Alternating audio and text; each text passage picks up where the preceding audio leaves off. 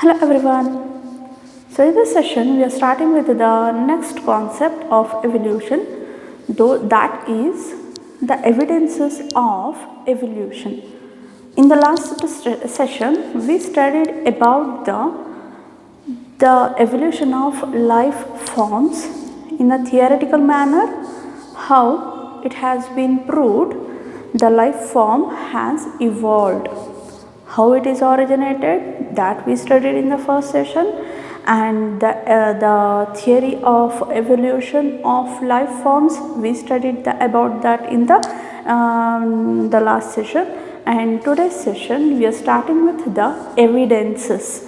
Yes, my dear students, in this session we are going to start the learning. We are going to start about the evidences of evolution of life forms. Can you concentrate me? Evidences of evolution of life forms. Yes, life has evolved. To prove that, we have so many evidences we have. Out of all those, only few we are concentrating in this chapter. The one is paleontological evidence. What is paleontological evidence? What is paleontology? Let me divide this word. Let me separate this word. Paleontology. It means that paleontology is nothing but study of fossils. No, it's not study of fossil. It's about the fossils and logomins to study. So, about the fossils we are going to study. Okay, so that subject is known as paleontology. Now we are going to learn the evidences in the form of evidences. For what reason we need the evidence? We need the evidence because we are going to learn about the evolution of life forms. We are in the evolution, right? So in the evolution we come across how the universe evolved, how the earth evolved, what were the conditions during the formation of earth, and how the life forms evolved, and what are the theories which gave a detailed description of the evolution of life. And also we studied about the theory of life forms, evolution of life forms. And in this session we have a strong evidences. Out of all those strong evidences, first of all we are starting with the paleontological evidence. So paleontology is nothing but it is all about the fossils. Okay, and logy means to study. Yes, we are studying about the fossils. Now you can ask me, what is fossil? Being a science student, no need to explain about the fossil. Maybe let it be. Let me explain you, let me tell you what is fossil. Fossil is nothing but it is a remains of hard part of life forms, hard part of life forms found in the rocks. Found in the rocks.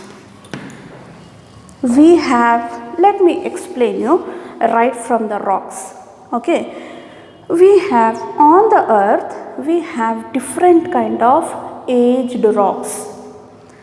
Okay, so let me explain you a part of the rock. Consider a part of the rock. Okay, so in this rock, if you break the rock, what do you find? You find number of sediments. One sediment, one above the other, one above the other, one above the other, like that. So many sediments got stuck, or it gets stuffed one above the other, and it form a hard substance. That substance we are going to call that as a rock. So these rocks are, maybe it is of millions of or thousands of years back the rock has formed. It got number of sediment. How the sediment form? The materials, the unwanted, like the hard material, all those get settled on these rock surface because of the environmental changes. It got stuck or it got stuffed one above the other, and there it forms the sediments. During the formation of sediment, if any kind of life forms, if it is remain or if it is die on the surface of the sediment of the rock, it will, what it will become, it will become settle on the sediment itself, because any of the life form, if it is in a died position, any of the materials or the hard material of the life forms settled on the sediment of the rock, it won't get changed, or it won't move away. It will be there itself, and it will settle there itself for years ago, and the sediments will form again and again. If who is very curious to know about like these kind of studies, they have let me tell you, one subject is there, geology. What is all about? It is all about the study of rocks. When the study of rock, when those kind of people who are interested to learn about the rock, when they start digging the rock surfaces or rocks, if they find any of the hard part of the life forms, they'll come to know, yes, this is all about the. So let me tell you, any of the hard part of the life forms means like a bone or any nail, or the excreta is also considered as a fossil of life forms. Okay, so they'll start studying about those life forms. Okay, so this is all about the fossils. So the name itself saying, the definition itself saying, it the remains of hard part of life forms, like Palayolike, you can call in Kannada, found in the rocks. It is known as fossils. Okay, so from the fossils we can get, or we can study, or we can come to know, or this will be an evidence of life forms, evolution of life forms. Yes, by studying, by referring all those fossils from the rock surfaces or from the sediments of rock, will come to know, or will get a strong evidence of the life forms. Because let me tell you, so how you can mention, how you can come to know, or how you can define, this is the evidence of evolution.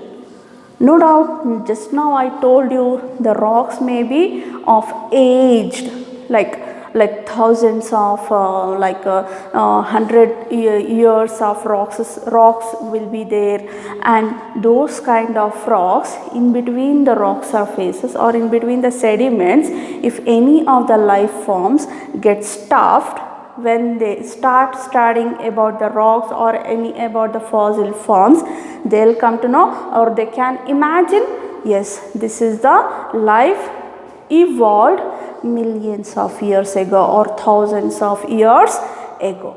Okay, so this is one evidence of evolution of life forms. This is how dinosaurs, tyrannosaurs, like those kind of big animals digged out. Okay, so one is all about the paleontological evidence. The next is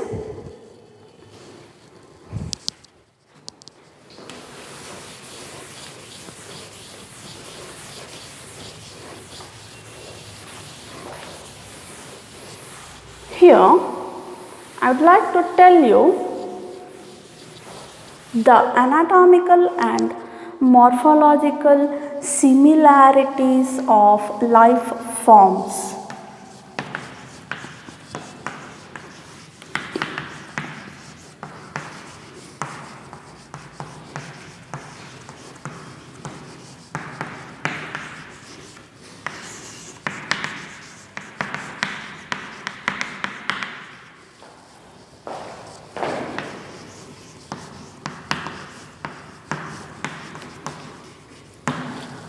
So this is also considered as evidence of evolution of life forms.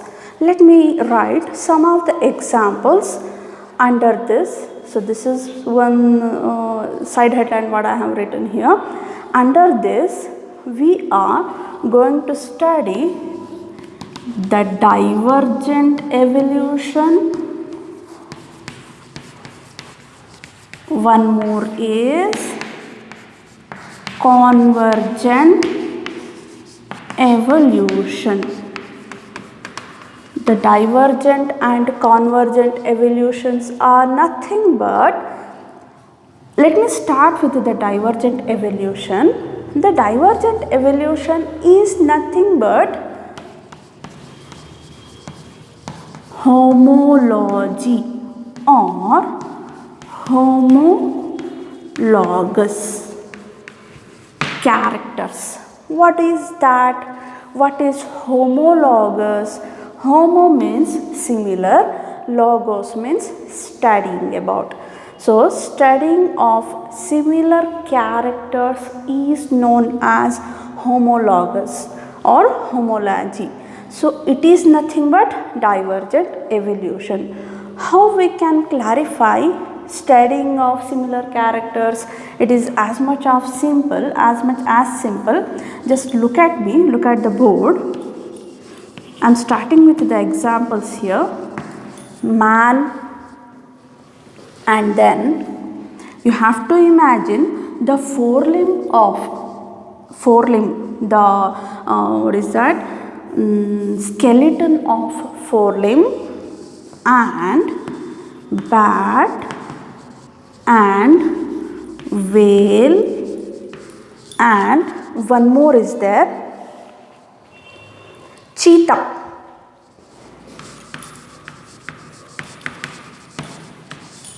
All these organisms comes under the mammalian class, Mammalia or mammal.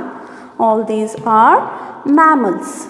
They have a similarity, anatomical similarity. How we can justify they have an anatomical similarity? Because for example, I just told you now, you have to remember the forelimb of human being, the skeleton of forelimb. The forelimb skeleton or the forelimb bones are as follows. One is, do you remember, while studying the class 11, that too, locomotion and movement. While doing the locomotion and movement, I showed you one skeleton. While explaining by holding the skeleton, I explained you about the bones of the forelimb. This bone is known as humerus, radius, ulna, metacarpals, and then phalanges, carpals and metacarpals. So that's all I'm going to write here. Humerus,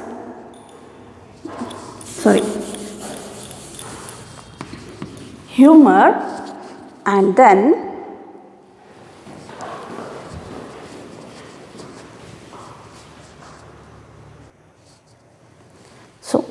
humor, just make it correct. Humerus, radius, ulna, and carpals, metacarpals. Okay, so these are all the bones of forelimb. In which organism we find these kind of bones? In man. As like as man, bat too, whales, cheetahs, they all have similar bones of their forelimbs. Bat too have the similar humerus, radius, ulna, and then whales and cheetahs, right? The structures are similar, that too. Anatomical structures are similar in different organism, right? Are you following me? The anatomical structures, these are the anatomical structures, not the morphological structure. Anatomical structures are similar in different organism, though these all comes under the class Mammalia. Maybe they have the common ancestors, they have a similar anatomical feature, but morphology is different. Human being, we people use our forelimb to hold any kind of objects or to do any work. Bat, it is made for flying purpose. Whales, it is made for swimming. Cheetahs for locomotion or for running. The function is different, but anatomically all these organisms have similar structure. Anatomically they all have similar structure.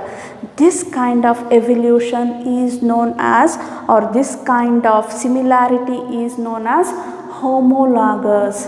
This comes under, or this is known as, it is referred as a divergent evolution.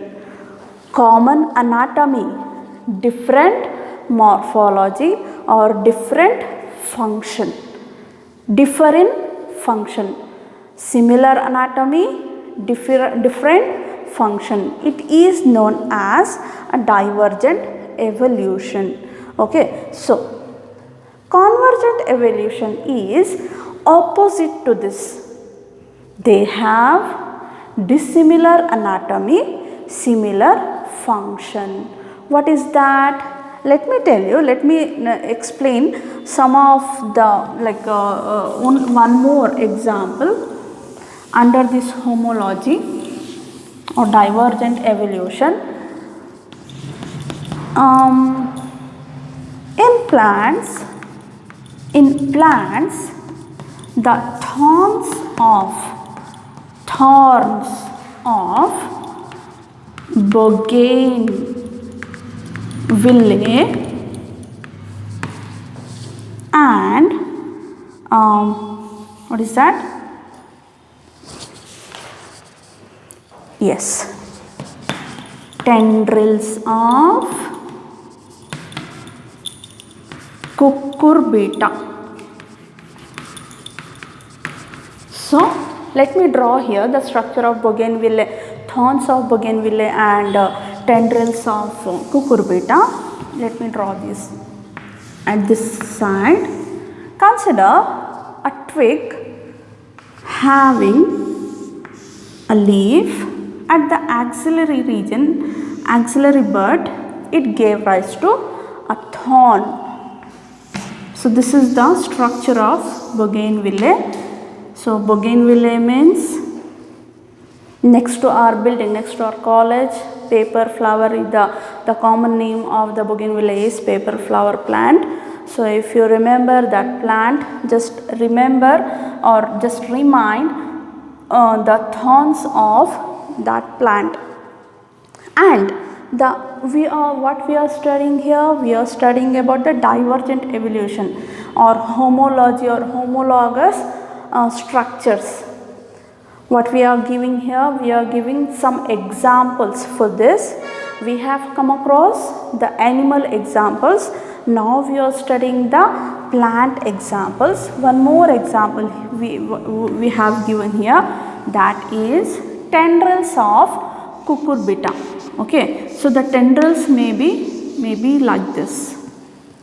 Those tendrils meant for binding.